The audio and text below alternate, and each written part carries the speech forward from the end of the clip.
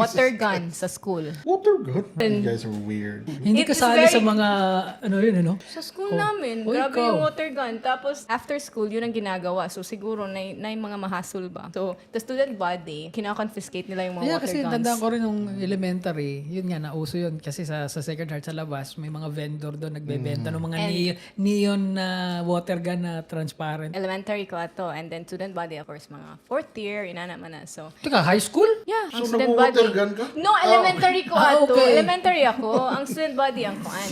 And then, Fourth year. never ako na-confiscatean. Basahin niyo yung dibdib niyan. Elementary, wala pa.